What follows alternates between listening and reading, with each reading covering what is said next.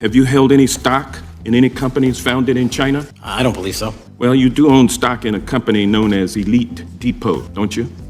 Which one, sorry? Elite Depot. You own stock. I think that's, I'll have to get back to you. I think it's a law firm and it's a company out of Singapore. Okay, well, no, the company out of Singapore, which is owned by Elite Depot, is the Shein Company, which was founded in China. A heated exchange on Capitol Hill, Georgia lawmaker Rep. Hank Johnson directly confronted FBI Director Kash Patel over his financialties to companies with connections to China. You're done with your time. No. Thank you, Mr. Chairman. Director Patel, thank you for being here today. I want to first talk about the significant role that the FBI plays in combating the national security threats posed by our nation's greatest threat, our nation's greatest security threat, China and the Chinese Communist Party. It's a fact that China is America's most significant national security threat, isn't that correct? I would say so, sir. And you would agree with me that China wants to dominate the United States of America? I think that's largely their plan. And they want to dominate the world, both militarily and economically, isn't that correct? I think so. And sir, you've been FBI director for the last, 8 months? 7 months, yes. 7 months, and during that time, have you held any stock in any companies founded in China? I don't believe so.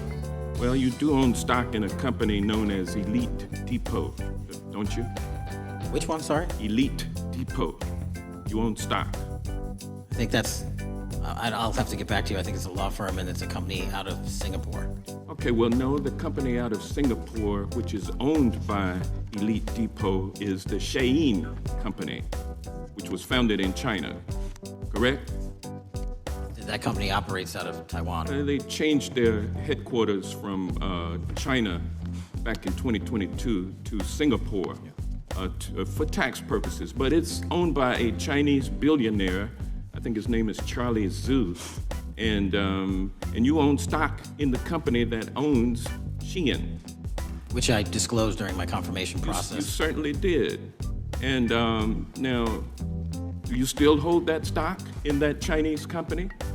Pursuant to the Department of Justice, who reviewed my material that was submitted during my confirmation process, I was able to hold certain stocks, and they made the decision. You still hold the stocks that you have? You still hold on to these Chinese stocks? These stocks in this Chinese company? I disagree that it's a Chinese company, but I was the DOJ, when you're appointed, makes a call on what you can and can't possess. Well, now, let me ask you this. Chinese companies steal trademarks, they produce counterfeit products and sell them over the internet on platforms such as Shein.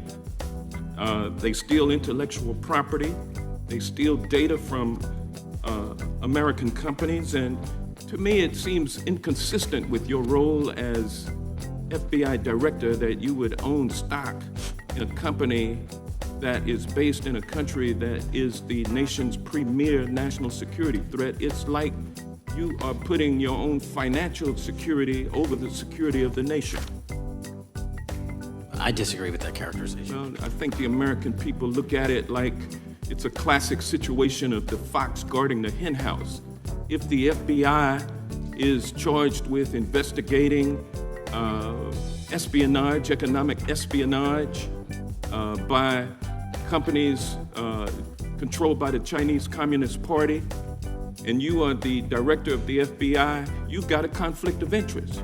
Sir, I would just show if there's any intimation that I'm against. Why are you holding on to this stock? It wasn't a decision I made. And it's valued at up to $5 million as of when you last reported, correct? $5 million in stock? No, I don't follow it. You don't follow it, but you're still making money off of it. I don't have any money off of anything. Well, what I have done...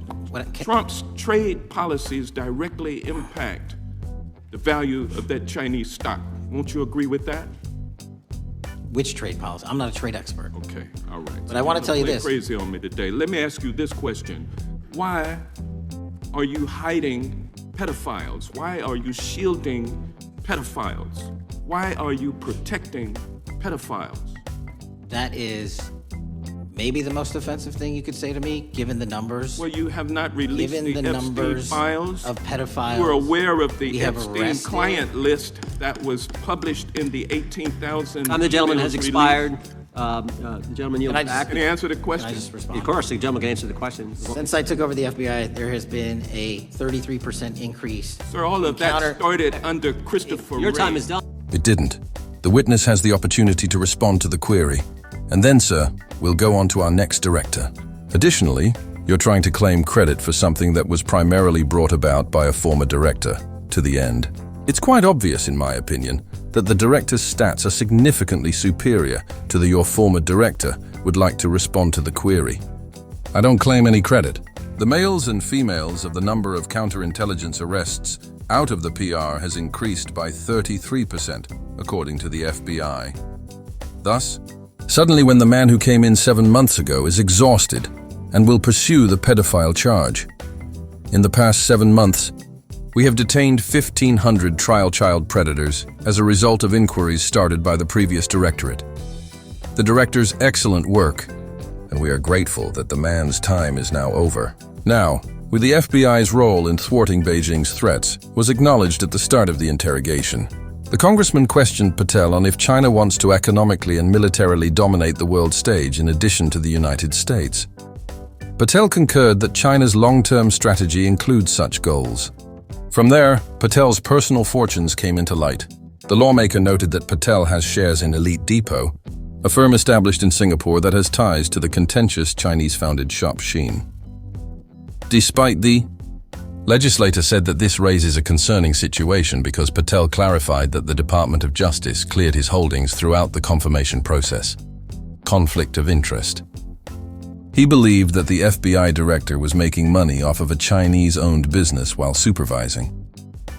The American public receives the wrong impression from probes into Chinese economic espionage. Here's where the conversation took a sharp turn. Accusing Patel of protecting pedophiles, the congressman quickly altered the susceptible to child exploitation and foreign influence. Patel fiercely reacted, denouncing the charge as fundamentally attack and emphasizing that the FBI has experienced a 33% rise in counterintelligence arrests connected to China under his direction. In addition to the arrest in just 7 months, 1,500 child predators were identified. Patel was explicit in attributing these outcomes to the FBI staff rather than claiming credit for it. But the altercation demonstrated how politicized these sessions have become. So what's the more significant lesson here? Initially, it demonstrates how legislators utilize oversight hearings to challenge not only legislative choices, but the honesty of people in authority. Second, it highlights the rising hostility between Beijing and Washington. With the US, it was anticipated that officials would steer clear of any hint of financial involvement with Chinese businesses. Lastly, the abrupt shift in focus to child abuse highlights the larger disdain that some members of Congress have for the FBI, which raises concerns concerning accountability, openness, and whether politics is getting in the way of important law enforcement efforts.